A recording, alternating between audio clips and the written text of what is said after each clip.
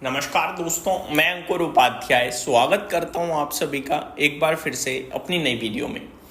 दोस्तों, कल एक तरफ पूरा बाजार गिर रहा था लेकिन एक सेक्टर आउट परफॉर्म कर रहा था। वो सेक्टर था एफएमसीजी। एफएमसीजी इंडेक्स में कल के सेशन में भी करीब 0.9% की तेजी आपको देखने को मिली है। एक तरफ पूरे बाजार की धज्जियां उड़ी पड़ी थी, एफएमसीजी इंडेक्स करीब 1% ऊपर था। और अगर स्टॉक्स की बात करूं तो ब्रिटेनिया की बात करी जाए तो करीब 4% ऊपर था ब्रिटेनिया। कोलपाल बिल्कुल फ्लैट टू पॉजिटिव था। डाबर करीब 0.1% ऊपर था, 0.7%। इमामी गोदरेज सीपी में लाल निशान था। तो हिंदुस्तान यूनिलीवर करीब 2.25% ऊपर था। आईटीसी 1% ऊपर था। नेस्ले 0.8% ऊपर देखने को मिला आप सभी को। दोस्तों, क्या एफएमसीजी स्टॉक्स का समय लौटने वाला है? क्योंकि एफएमसीजी इंडेक्स में बहुत ऐसे स्टॉक हैं जो बीते 3-4 साल से कुछ भी नहीं कर रहे हैं इन्वेस्टर्स के लिए, और कुछ स्टॉक्स ऐसे हैं जिन्होंने बहुत कम किया है अपने निवेशकों के लिए। लेकिन अब जो एक एक करके सरकार की मुहिम, सरकार का फोकस है, वो पूरा कंजम्पशन को बढ़ावा देने का ही है।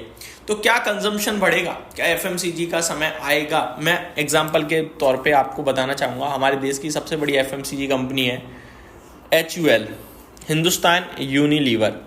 अगर HUL की बात करी जाए पर्टिकुलरली, तो HUL ने क्या किया अपने निवेशकों के लिए, मैं ये बताना चाहूँगा ज़रा आप सभी को। हिंदुस्तान यूनिलीवर की बात करें अगर दोस्तों, एक बार स्टॉक मिल जाए, एक तो ये HUL के नाम से आ नहीं रहा है, पूरा सर्च करना पड़ रहा है। हिंदुस्तान यूनिलीवर की बात करी जाए तो अभी तो ये हो गया है 2692, और ये भी अभी हो गया है, अदरवाइज लगभग एक हफ्ते पीछे 2400 था। ठीक है जी। तो अगर मैं 2400 को ही कंसीडर कर लूँ तो आज से 5 साल पहले स्टॉक 2021 के सितंबर में, यानी 4 साल पहले 2700 रुपये का था भाई साहब, और अभी कितने का है? 2700 से कम का ही है, वो ज़्यादा का नहीं है। ठीक है जी। तो जो भाव 5 साल पहले था आज भी वही है। एग्जैक्टली मैं आपको रिटर्न प्रोफाइल बताऊंगा तो 0.4% डाउन ही है, आधे % की मंदी ही है। थोड़ा पीछे भी चला जाऊँ अगर मैं, तो स्टॉक की बात करूँ करीब 2400 रुपये 2020 में था, 2350 था इवन इनफैक्ट, जो कि स्टॉक आज से 1-1.5 हफ्ते पीछे भी था। तो मेरे हिसाब से इस स्टॉक ने कोई पैसा नहीं बना के दिया। लेकिन इस कंपनी की बात करी जाए तो ये आप सभी को पता है क्या करती है, क्या नहीं करती है, कितनी बड़ी है। देश की सबसे बड़ी एफएमसीजी कंपनी है, 6 लाख करोड़ से ज़्यादा का मार्केट कैप है, और बीते 5 साल से रिटर्न कुछ भी नहीं दिया निवेशकों को बना के। अगर आप ब्लू चिप समझ के इसे खरीद भी चुके हो तो भी पैसा नहीं बना। तो क्या अब समय लौट रहा है? ये सबसे बड़ा सवाल है। इसके बारे में हम क्यों बात कर रहे हैं ये भी डिस्कस करूंगा। पहले थोड़ा फाइनेंशियल्स पे देखते हैं कि भैया फाइनेंशियल्स में कुछ बदलाव आया है या नहीं आया। तो FY21 में कंपनी 8000 करोड़ का प्रॉफिट कर रही थी। पूरे 12 महीने का बता रहा हूँ। FY21 में 8000 करोड़ का प्रॉफिट था और 47,000 करोड़ की सेल्स थी। आज की डेट में 47,000 से वो सेल्स बढ़कर 63,928 करोड़ की हो चुकी है। तो आप कह सकते हो राउंड फिगर में कि 64,000 करोड़ की। ठीक है जी। यानी करीब आप कह सकते हो कि 30% का जंप हो चुका है।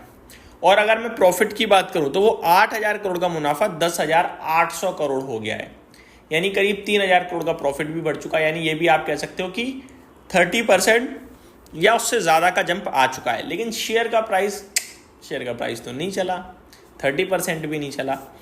और ये जो नहीं चला है ना, इसके पीछे रीज़न पता है क्या है? रीज़न है वैल्यूएशंस। स्टॉक की बात करी जाए, अगर मैं इसका 10 साल का एवरेज मीडियन पीई देख रहा हूँ ना, वो है 61 का। अभी स्टॉक ट्रेड कर रहा है 58 के पीई पे, यानी एवरेज पीई से भी नीचे ही मिल रहा है आज भी। और ये स्टॉक एक ज़माने में ना पता है 80 के पीई पे ट्रेड करता था, और वो ज़माना कहीं और नहीं था, 2021-2022 का था। तो ये जो वैल्यूएशन 80 से 54-55 के आए हैं, इसने इस स्टॉक को गिरा दिया। उतनी बढ़त हुई और उतना ही स्टॉक गिर गया है पीई की वजह से। अब सवाल उठता है क्या ये दोबारा चलेगा? दोस्तों, लग ऐसा रहा है कि ये दोबारा चलेगा। ये वैल्यूएशन वाइज भी ऊपर आएगा और फाइनेंशियल वाइज भी ऊपर आएगा। सरकार ने जितने भी कदम उठाए हैं वो सब कहीं ना कहीं कंजम्पशन को बढ़ावा देंगे, ऐसा लगता है। तो एक्शन में लौटना चाहिए। एक और दोस्तों इसी का भाई बंधु कहना चाहूँगा, डाबर। हम सभी इसके प्रोडक्ट भी यूज़ करते हैं, डाबर इंडिया के अपने घरों में।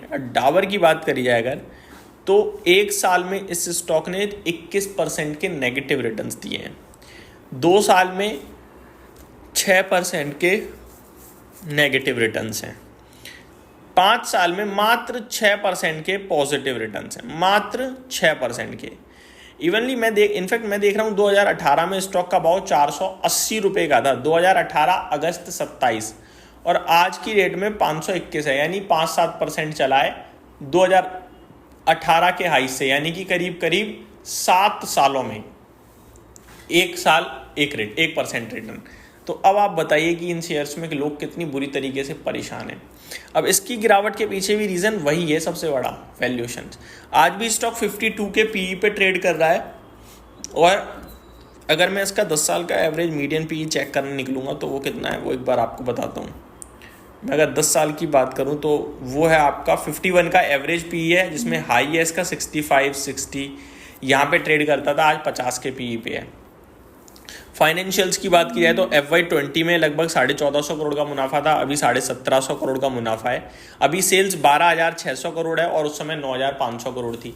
तो फाइनेंशियल्स तो बढ़े लेकिन शेयर का प्राइस नहीं बढ़ा, क्योंकि फाइनेंशियल्स में ग्रोथ स्लो थी, इसलिए शेयर का प्राइस बिल्कुल ही नहीं बढ़ पाया, डी ग्रोथ में रह गया। लेकिन अब जैसे इंसान के पास पैसा लौटेगा, कंज्यूमर्स के पास पैसा होगा, तो क्या यहाँ खर्चा करेगी पब्लिक? डेफिनेटली करेगी।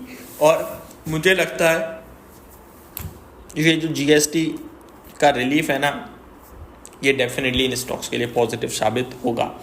ऐसे में मुझे लगता है आपको ब्रिटानिया जैसी कंपनीज की तरफ ध्यान देना चाहिए। आपको बेवरेजेस में वरुण बेवरेजेस बहुत अच्छा लगना चाहिए। आप टाटा कंज्यूमर की तरफ भी ध्यान दे सकते हो।